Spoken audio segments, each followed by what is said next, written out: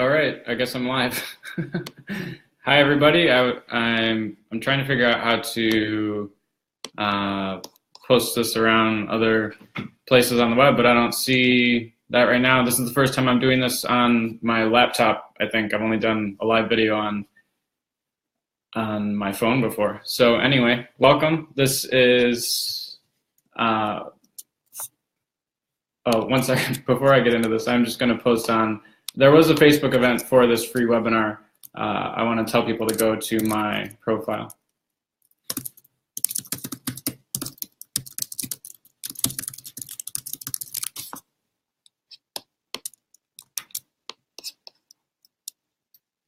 Okay.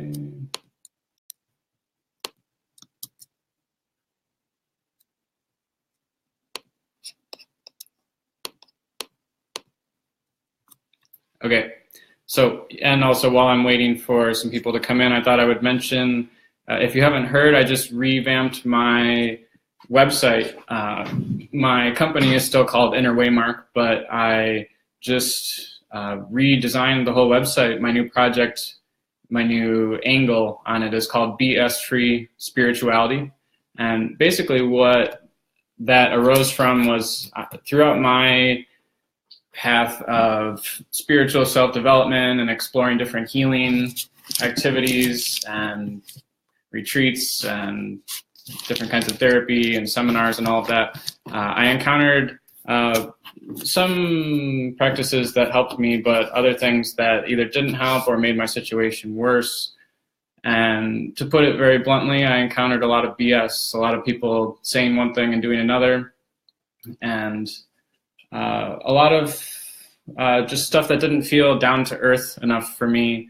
When that's what has always made an impact for me. When I have been able to explore spirituality with a grounded connection through my body and in language that is an everyday ordinary language that anyone could understand, because I don't believe in the idea that in order to fully authentically be ourselves and be spiritual people that we can't fit in society. I've heard that in different places, and it just gives me a nasty feeling. I think that we can be authentic, express who we really are, and also mainstream society needs us to do that. So my goal with BS-free spirituality is to make introspective practice more accessible to a wider audience, to kind of demystify things, not only meditation and yoga, but a wide array of spiritual self-development activities, healing practices. The goal of all of it will be to help people find what really works for them, to help people find their spontaneous intuitive sense of direction, so that it's not just about having a strict meditation practice. It's about being able to feel out, breathe into our core and feel out what's right at any given moment, what's the next step that could be good for us. So I'm going to start talking about cacao in a second. Thanks for those of you who have joined me, and please take a moment to share this video on your page or any groups that you're in. Basically, if you or anyone you know has been wondering what cacao is all about, then this would be a good thing to share with them. And I'm excited to tell a bit about my story with cacao. Basically, cacao entered my life about 2.5 years ago in a big way. It was 3 years ago, so around late 2015, that I first started hearing about pure cacao being used in a spiritual or meditative context. And so in other words, a workshop, this is how I made sense out of it at the time, a workshop where people drink a cup of cacao, which is pure chocolate. It's the original form of chocolate. And yeah, and that it was said that would bring some insights or some sense of connection to something bigger than ourselves, as people say, to the universe or to the divine. And at the time, late 2015, it just seemed ridiculous to me, to put it bluntly.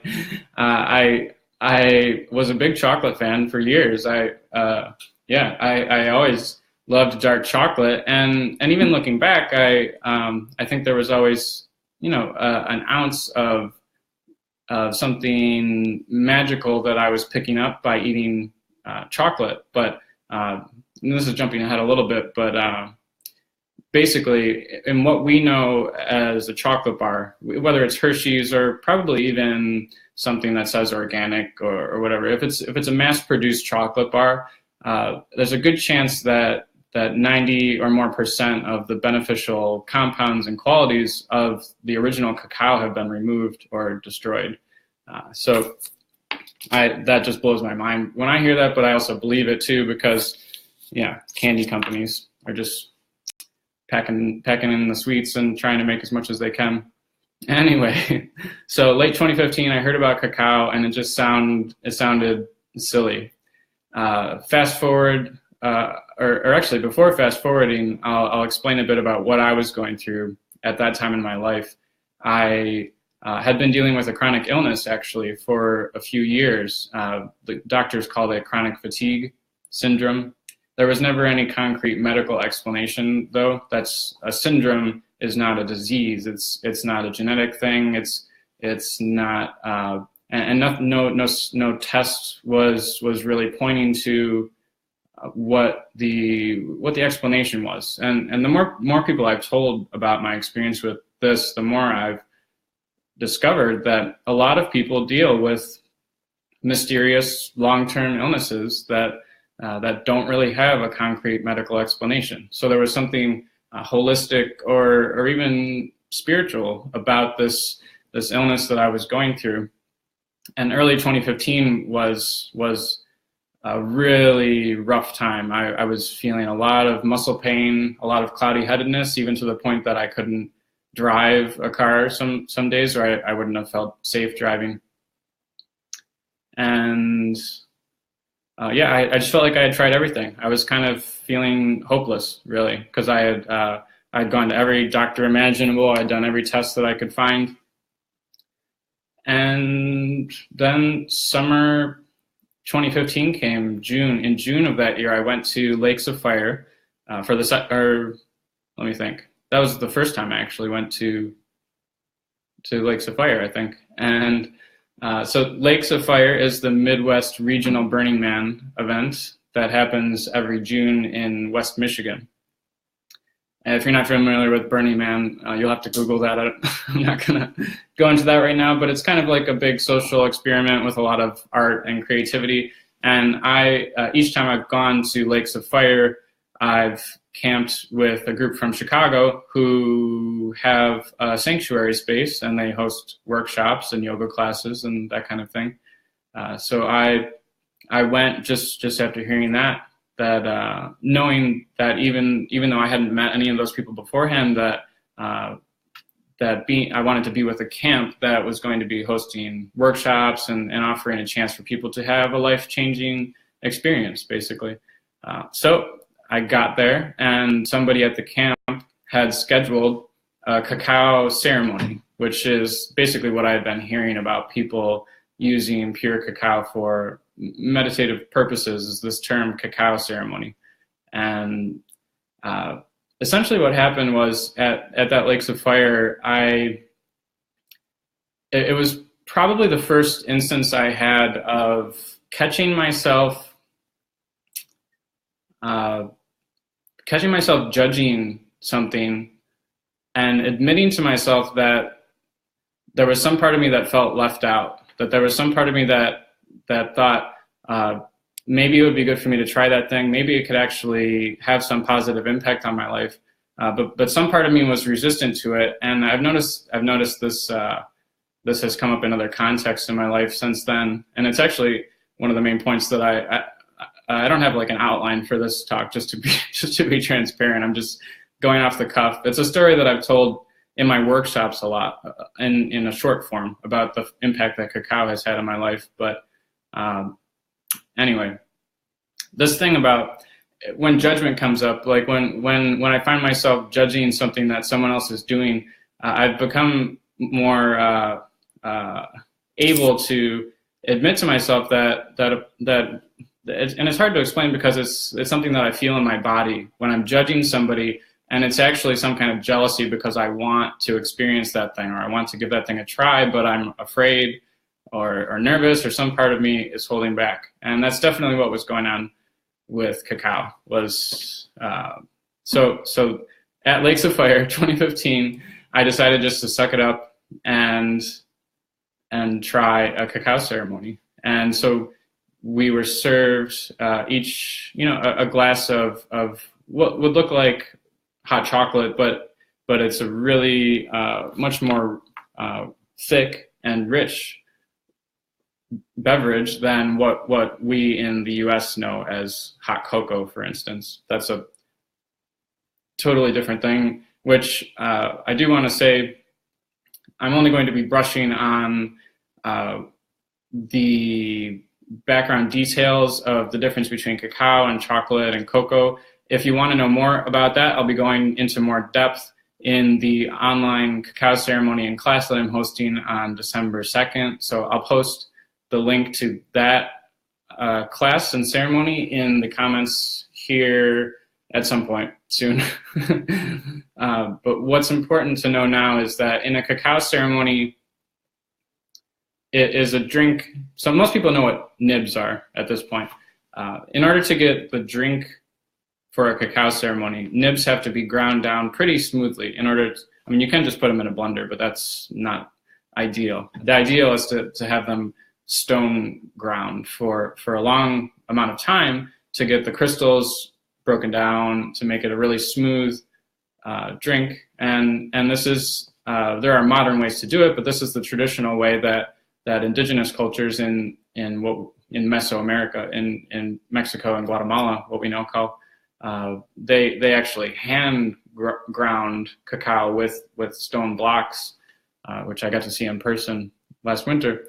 But anyway, cacao ceremony, you served a very rich, warm beverage that has, somebody might have added some sugar to it, but essentially it's a pretty bitter, bold flavor.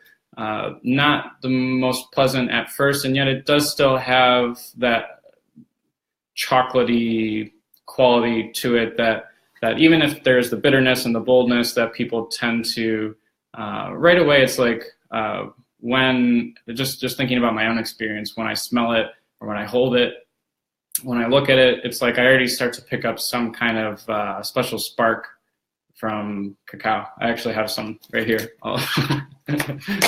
So these are cacao beans that come from Guatemala, from a farm that I got, I'm going to put it really close, from a farm that I got to go to last January in Alta Verapaz, eastern Guatemala. So that's what they look like after they've come out of the pod. They get fermented and fire roasted, and again, I'll go into more depth about that in the online cacao ceremony and class that I'll be leading in a couple of weeks. But basically, I lost my train of thought. Those get opened and ground down and made into a really smooth drink. That is served, and then basically in cacao ceremony, that is a pretty general term. I've seen people lead all different kinds of things that could be called cacao ceremony. In the simplest sense, it's a meditation experience where the cacao drink is served. Then it could lead into anything from guided meditation to breath work, to singing and chanting, to ecstatic dance, the sky's the limit. In this first one that I experienced, I remember that there were some interpersonal connection exercises. That's really all I remember. What actually stands out the most to me is that I had a feeling immediately that cacao was going to be an important part of my life. I felt energized and clear in my mind in a way that I hadn't with the illness that had been going on earlier that year in 2015. And so I went right from that cacao ceremony to lead my own workshop that I had already scheduled. I don't remember exactly what kind of workshop it was, but I felt on the ball and on point in a way that felt, it just felt totally new to me. It felt exciting. And I want to be really clear that because cacao, I refer to cacao as a plant medicine for sure, and I hear that term used to describe cacao pretty frequently. But I want to be clear that I don't think of that term as meaning that it could cure something by itself. At least for me, cacao has been an important part of a puzzle of self-management, of taking, so this is the thing that really came that I didn't quite realize at the time, but like I said, I was on the ball in that workshop that I led, and then something turned around in my life very, very quickly after that, where within a month of that first cacao ceremony, I stopped drinking alcohol forever. And I wasn't really drinking that much, but to completely cut it out, what did feel like a huge step. It was like something in me said, this isn't good for me. This isn't right for me. And I remember the last time I had a drink of alcohol was July 2015, and I got a migraine when it happened. And yeah, I just knew there was some intuitive feeling I had that I was done with alcohol. And that was one thing that happened. Another thing was I, almost like turning on a dime, I became extremely motivated to start to take my own holistic health and well-being into my own hands. So what I mean about that is that I had, like I mentioned, I had been going to see so many doctors and specialists and you name it. I had tried it, and throughout each of those times, I wanted that person or that medication to cure my condition, to cure what I was going through. That never happened, and that always left me with a feeling of disappointment. So suddenly, something about this experience with cacao gave me, without even having these words in my mind at the time, I just had a feeling that I was now suddenly willing to take more responsibility for my own improvement. And the way that this took shape was in early 2015, before I had cacao, I had developed the goal of walking the Camino de Santiago pilgrimage. This is a walk. A lot of people in the U.S. still haven't heard about this, but I get excited just thinking about it. It was so I walked 410 miles across the country of Spain in the fall of 2015. But the idea came to me before I had cacao back in that spring when I was still feeling very sick. So at that time, I thought maybe I'll walk 50, 60 miles. I thought that was going to be a best case scenario, really, because I was barely able to do anything at that time. And but within a month of that first cacao ceremony, I started a very structured and consistent physical activity kind of program with the specific intention of training for the Camino. So I started with very simple, I started with 2 miles a day, just walking around my neighborhood, carrying a backpack with about 10 pounds. And I actually made a spreadsheet. I kept track of every day, and I walked every single day. Even that August, I remember I got a cold, and I just, one of those flu-like colds, and I just wanted to lay around the whole time. But I stuck with it, I had cacao. You know, I had little bits of cacao here and there. At that time, I didn't have access to what I would call ceremonial cacao. I just got some cacao powder from a health food store, and so this is another thing that I will explain more about in the online cacao ceremonial class coming up on December 2nd, which I should post the link here. I'll just do that now before we go any further.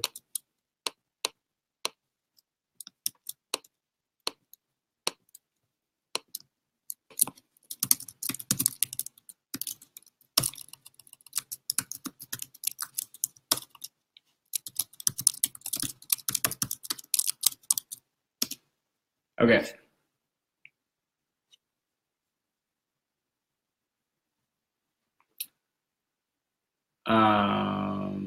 Oh yeah, the difference between ceremonial cacao and just stuff that you could find at a health food store. It's complicated and it's subtle and it has to do with a lot of different factors. But my point here is that even though I only had access to the cacao in just organic, what's called organic raw cacao powder in a health food store, just having a tablespoon of that or you know, something like that was enough to give me a little bit of that same energy boost. And also there's some mysterious kind of focus and motivation that was coming through having those little bits of cacao, that when I would have a day where I just didn't feel like walking or I wanted to cut, you know, each day I was increasing my distance and the weight that I was carrying.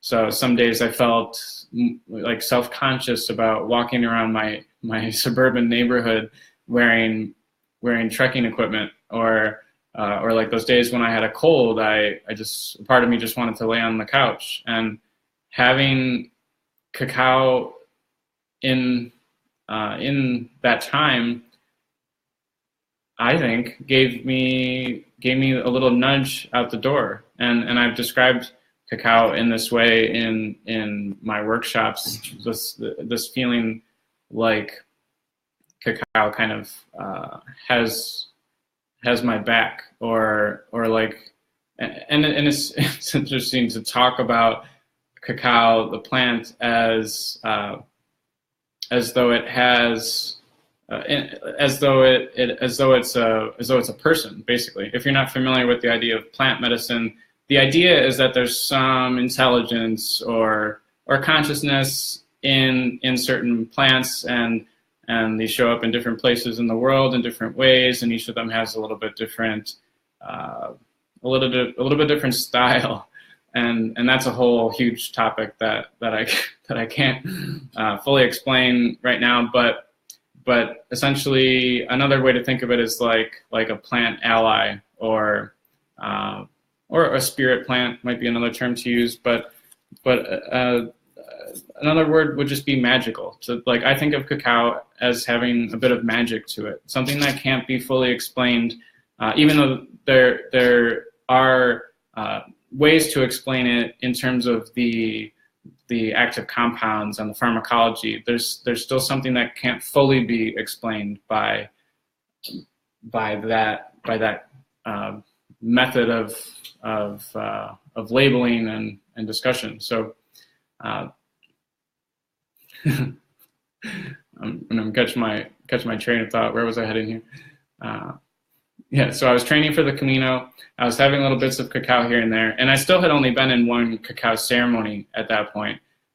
But I had cacao with me through the full 2 months of training for the Camino, and I also took just the same like stuff from the health food store with me on the walking pilgrimage itself. So for 4 months there, I was experiencing very few issues of the kind that I had even just the spring before that. Water break.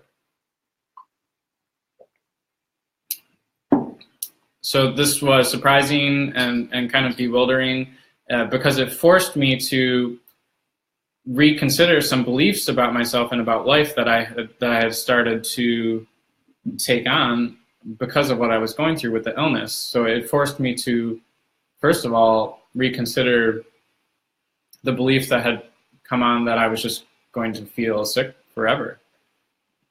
And so it's possible for us to have experiences like this spontaneously that could be called therapeutic in a way, because I think this is what psychotherapy aims to provide for people is a chance to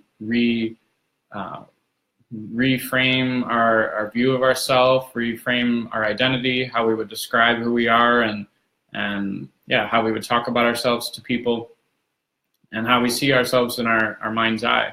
So to me, like I said, cacao is a piece of the puzzle. That's how it's been in my experience. So it's not. I wouldn't say that just cacao did that for me. That but it did have an impact, and that's something that over time I've come to appreciate more and more. And I want to also say something about, especially upon starting some work with cacao, and especially if you have access to very strong ceremonial grade cacao, like certain people, like myself. Well, I'll say this in a little bit, where I found it in Guatemala. But when somebody starts working with cacao, it can feel like a mild sort of high that comes from it. And this is understandable because there is increased blood flow, some actual physical energy happening. There are dopamine sending endorphins through the body. There's a calm sort of blissful feeling that comes. However, I think there is a line that cacao kind of takes us in the realm of an influenced consciousness without crossing a line that into an area of what I would call the drug realm, the realm of drugs. So I don't consider cacao a drug. I would use the term herb or a tropical fruit, a superfood. It's definitely a superfood, and then plant medicine. But I think what I was saying is that, especially when starting to work with ceremonial cacao, it can seem like cacao is the only thing that matters, or like it's sufficient in itself to create a shift. And I have heard people tell stories about that or give credit to cacao in that way, and that's fine. That's understandable. I think that I totally believe somebody if they explain, if they describe it as bringing on emotional healing of feeling a deeper connectedness with themselves, and maybe even creating some healing and forgiveness for things that have gone on in their past. That's totally believable, and I'm sure that I've experienced that on some level as well. But the point that I want to make here is that with anything, whether it's cacao or some other plant medicine or some specific healing or self-development modality, that it's possible to I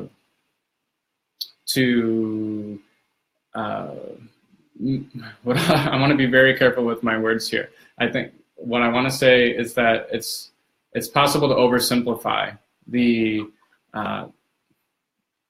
process of really creating lasting change in our life.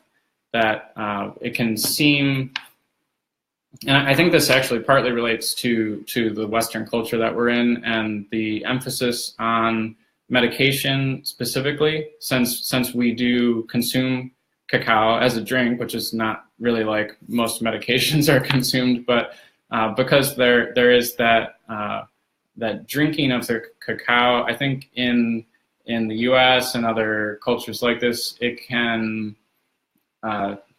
be given that parallel of being a medicine in itself.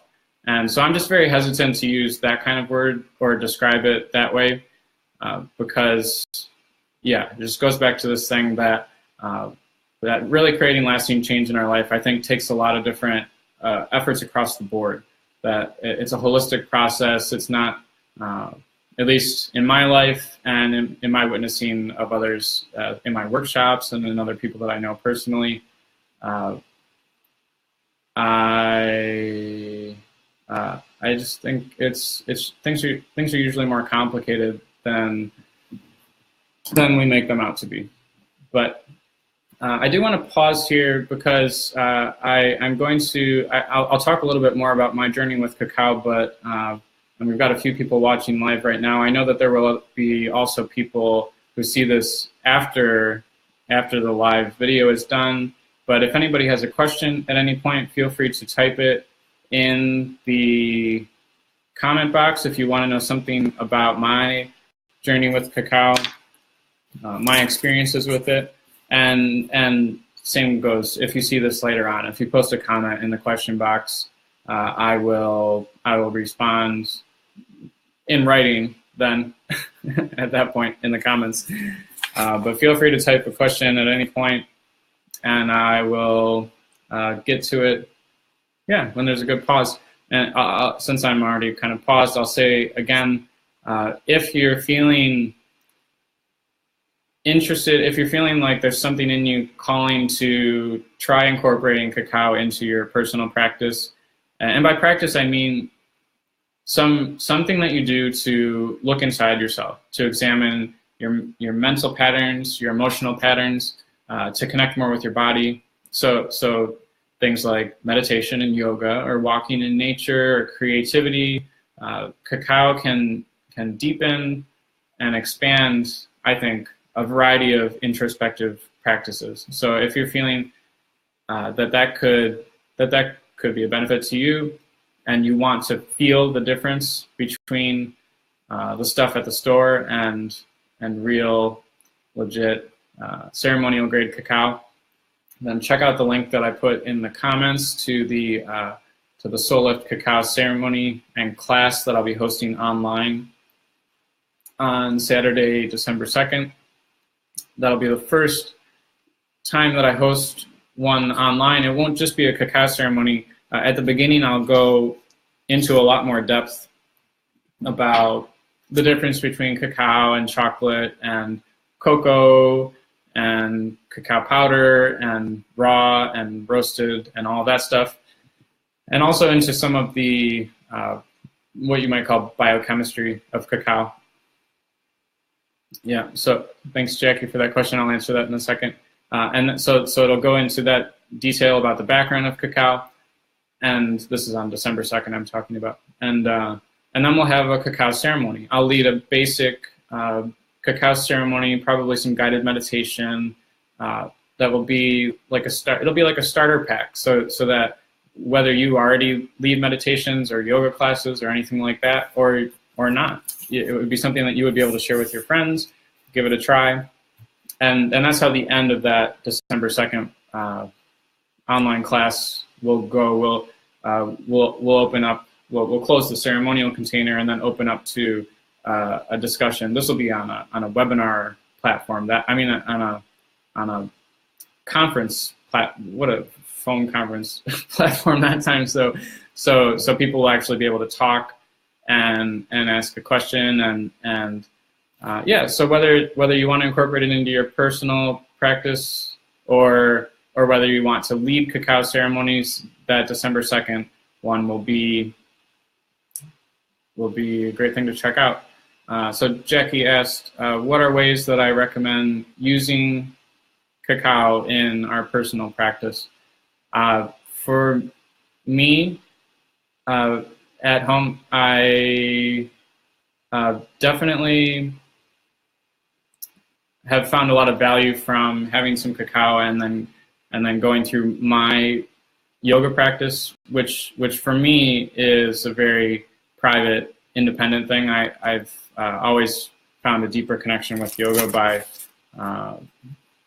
doing my own thing. I don't really go to yoga studios. So, but you could have cacao and go to a yoga studio. That would be fine too, because cacao, has a magic to it. It has a special power but it's also gentle and subtle, and it's not hallucinogenic. It's not mind altering.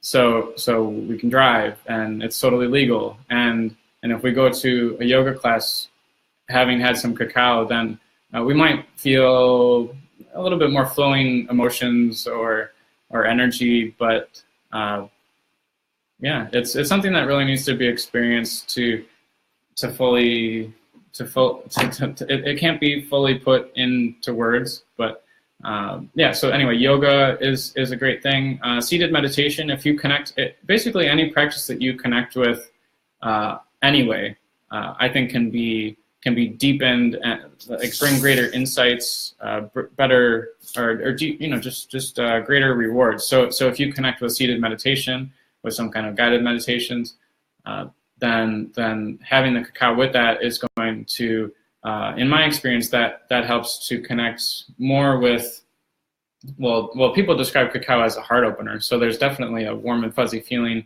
around the heart. There can be a greater sense of especially self-love and compassion and or forgiveness for others, releasing patterns, releasing the effects of old heartbreaks or relationships that have passed. And then also, I feel more in touch with what I would call my core, the solar plexus, if you're familiar with the chakras, which tends, to me, that connects more to my sense of direction, my identity, my purpose, my power, all of that kind of stuff. So whether it's seated meditation or doing yoga poses that open up, the heart and the solar plexus, walking in nature has always been huge for me. Because that's another thing, is that cacao, I realized how much on my recent workshop tour that I led, I realized how much cacao loves movement. And I kind of knew that anyway, because the first cacao workshops that I ever hosted were ecstatic dance events where we had an opening circle and people stated an intention, said their name, and we drank the cacao or had cacao treats, and then we went into a nonverbal dance together. So yeah, definitely nonverbal activities. Basically, it goes back to how can we connect with our core and with our body and with our breath. The breath is a very important thing too. Okay, so Jackie's got raw cacao.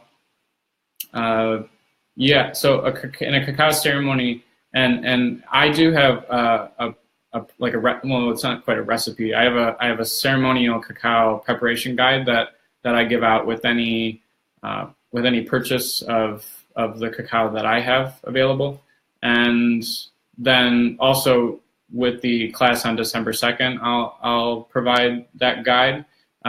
For that class, it will include 4 servings of ceremonial cacao, but essentially, it depends on what form it comes in. Jack, if you could let me know if it comes as a paste or nibs or what, that makes some difference. But if it's nibs, basically you'll want to grind it down as fine as possible. If you have a really strong blender or a food processor, that would do it. It'll still be kind of grainy. It just depends on, it depends on your intention. If you want to have a pretty deep journey, then and you want to have, or if there's a container with a couple of friends or in a workshop, then ideal would be to have, okay, paste chunks. Yeah. So the idea would be to chop that paste down as fine as possible and then melt it in water. And I just try to keep the water below boiling, but get it up to around steaming so that the cacao can fully melt. But as long as you chop it down as fine as possible, then it will have an easier time melting. Because if you just put a big chunk of cacao paste in hot water, even if the water is boiling, it's not going to go as well. Yeah. So, but you can sometimes I'm just running out. Well, not running out the door, but yeah, I mean that happens. Sometimes I'm just, doing my thing, doing life, and I have a little piece of raw cacao. Just eat it that way, And yeah, especially if I'm in a creative project or if I am about to go on a walk outside. That's in other words, I don't make a drink out of it every single time that I have cacao. But I think in that December 2nd class I'm going to be, I can't remember if I put this in the description, but I would also hope to provide a recipe for cacao bliss balls, kind of a starter recipe, because that is another nice way to have cacao for meditative purposes. You can add in some, and I'm sure there are millions of recipes for those online these days. But that is a nice way to get some other healthy ingredients in with the cacao. So thanks for that question. And I think where I left off in my story was around the time that I walked the Camino de Santiago.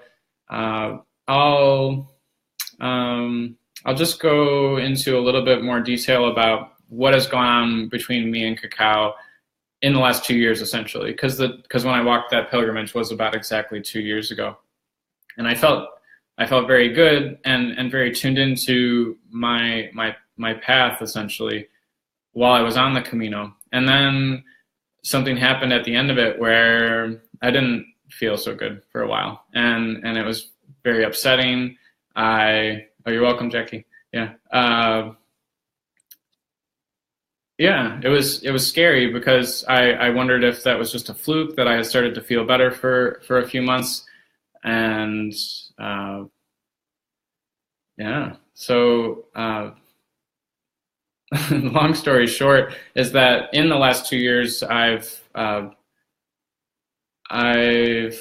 continually caught glimpses of what really works better for me, and obviously that's a kind of a different topic in itself, but it connects to cacao because part of what I gained from cacao is like a deeper honesty with myself about what really works for me, and so that shows up in different ways. But one of the things that I learned through that process of training and walking the Camino pilgrimage was that having a lot of fresh air works for me, and getting the right amount and kind of social connection and interaction. And it's a matter, a lot of these things are a matter of balance. It's also about eating the right way. And yeah, so the fresh air, the physical activity, the social activity. While I was on the Camino pilgrimage, I was walking a lot by myself, which I love. I love having time to myself to just be in quiet and in nature. But then every evening I was staying at a pilgrim's hostel where I could visit with other pilgrims, or at least be around other humans. And at that time I was living by myself, and I wasn't really being honest with myself about the fact that didn't work for me. That, in other words, there was this thing starting to spring up in me about wanting to live with more community connection, to still have my space, to still have some space to myself and time to myself, but also to make sure that I was getting a regular dose of human company, human connection. And I giggle now because it just seems so obvious, but this is one of the things that connects. So I'm not saying that cacao caused this, but there is something about the being more honest with myself that I feel like cacao encourages me to be more honest with myself about what really works. So in the time after that, I traveled more throughout that winter. I went to Central America, and specifically straight to Guatemala, because I was hearing a lot about ceremonial cacao being very, there was like a hub happening at Lake Atitlan, Guatemala. So I went down there and just tried to talk to as many people as I could, attend as many cacao ceremonies as I could. And I've learned quite a lot about how cacao is grown, and about specific, the whole tree to cacao ceremony drink process. It's a very beautiful and laborious process. It's a labor of love. And cacao's actually got kind of a stubbornness to it at every step. In other words, the strong spirit that comes through for me from drinking or eating ceremonial quality cacao is also, that strength is there even in the tree. After spending time in cacao forest, it was like I felt that strength, almost like a pride coming through the plant. Like if it had words, it would say, "Hey, I've been here for thousands of years, and you guys are just catching on or catching back on to the really amazing impact that cacao can, and I think that cacao will more so in the years to come have in our culture, in our world, because it has the magical but gentle aspects to it, that it can put us more in touch with who we really are, what really works for us, and also give us the little bit of nudge continuously to make steps, even baby steps. And then maybe that's the best way, instead of just leaping or diving headfirst into the future that we're not really even sure is right for us, instead to breathe and walk one step at a time and continue breathing and continue having little bits of cacao, to lead more from feeling. You can't see my hand down here, but from like this area, the heart and the core, or the solar plexus. This is my summary of how cacao has changed my life, and it's not been all totally easy. There are definitely been times when I've questioned whether cacao was giving me what I thought it was, or if it was just like too much energy, or if it was it's another way that I describe the plant medicine aspect is that cacao kind of tells me if I'm having too much. And so that can, for instance, there was a time probably in mid-2016 when I was having a ceremonial serving of cacao most days, and that definitely became too much. Most days now I just have a tablespoon or something, but it's still a different energy, a different sensation than if I just have some from the health food store, basically. And I've heard a lot too about, well, cacao has an extremely high level of antioxidants, and so there is a possibility that, especially when first starting to work with cacao, that there could be some detoxification happening, and this could result in anything from a slight feeling of nausea to emotional waves, you might say. And so I'm not the type to make a firm statement on that kind of thing. I just say that, cacao to me seems like a personal thing. It's a little bit different for different people. There are not, as far as I know, there are not studies about the effects of cacao in a spiritual or meditative setting. So this is sort of a little bit like Wild West territory. And yet, as I said, cacao is pretty gentle.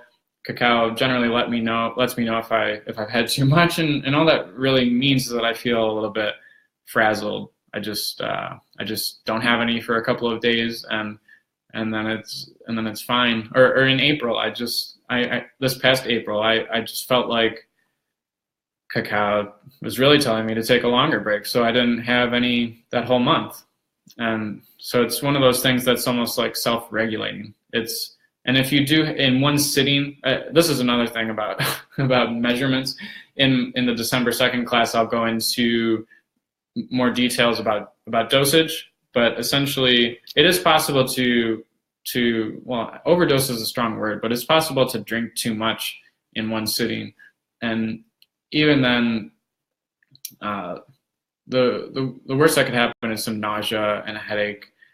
So drinking plenty of water and eating some food is important. But this is why this is, you know, one of the things that I'll go into in that class on December 2nd is having the right amount that allows a deepening into our body and into an introspective experience, but that doesn't go too far to that point of having some nausea or a headache. So I'm going to be wrapping up my story soon. If anybody else has a question about the effects that cacao has had in my life, or a question about the upcoming class and ceremony on December 2nd, just to say again about that, the registration for that includes actually 4 servings of ceremonial cacao. So if one person registers, then you could actually gather 3 of your friends at one computer on December 2nd, and you could all have a little circle together, as long as you can see and hear the computer, because I'll be teaching about more about the nitty-gritty details of ceremonial cacao, talking a bit about the history. I don't think I've gone into that on this call, so that would be a good thing to kind of wrap up with, is that in case you didn't know, cacao, it's not just something that people are making up today. Cacao has actually been used for religious or spiritual purposes for thousands of years, for, as far as I understand, for about 3,000 years. And the earliest cases I've heard are in Mexico, what we now call Mexico, with the Olmec tribe. And then it's been a huge part of Aztec and Mayan civilizations, and probably the Incan as well in South America, Peru and Ecuador, places like that. So this is what I'm working on, learning more about now, because I've heard things about cacao being called the food of the gods, possibly traded as currency in those cultures thousands of years ago. But it's hard for me to tell, after searching through Central America, visiting different cacao farms and talking with different experts. If I'm being totally honest, I think it's hard to tell what is fact, historical fact, and what is more like mythology or legend. And then the third thing is, what is PR or advertising? In other words, if somebody's hosting a cacao ceremony, where did that information come from that they put in the description?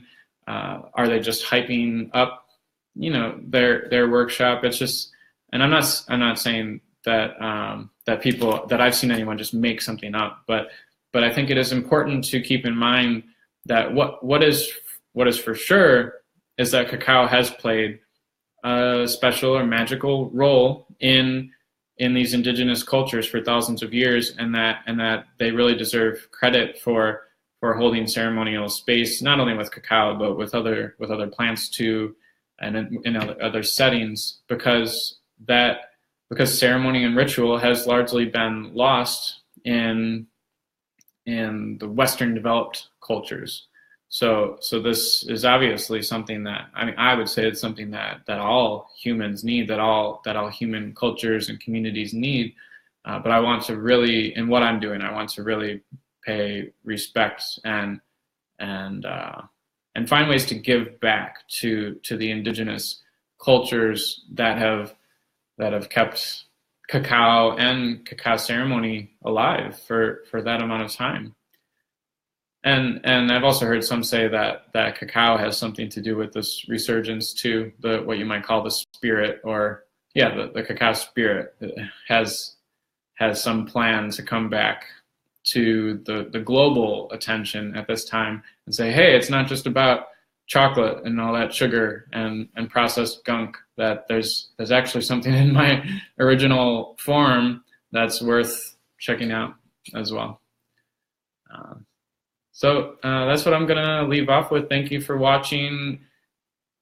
For those of you who watched live, thank you for joining me. This is the first webinar that I've ever led, actually. And I know it was kind of a basic one. There wasn't an opportunity in this format for you to ask questions verbally, but like I said before, if you're seeing this after the fact and you have some question about my own journey with cacao, how it came into my life, and different stages of working with it, feel free to post that in the comments, or you could email me at nmfacilitator@gmail.com.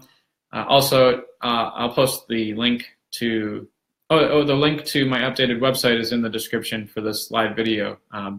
It's my new project, BS Free Spirituality. It's all about demystifying introspective practice and making everything from yoga to meditation to basically just making the whole realm of self-development more accessible to people by using more everyday language and bringing in a sense of fun and adventure to something that I think in our culture either tends to get kind of dry and boring sometimes, or can get a little bit flowery and airy. So my project, without judgment for anyone, it's total honoring for everybody's journey, but also I want to use everyday language and keep things as down to earth as possible, so that we can really bridge, so that there can be more bridges, so that people who feel a calling to have some deeper connection to themselves, to the world, to the universe, even if they can't quite put it into words, if they just feel like something's off or missing. That's how I was 10 years ago, and so I'm thinking about I'm thinking about people like that who have some mysterious feeling that there's some mysterious feeling that I would now describe as wanting to know the purpose of their life. Cacao has definitely helped me flesh out my understanding of my life purpose, and also to live it more and more. Thanks, Ashley. I appreciate that, Ashley. Thanks. Yep. Excited for you to watch the whole video. And so I'll probably post a link again to the December 2nd class, but that's an online soul lift cacao ceremony and class.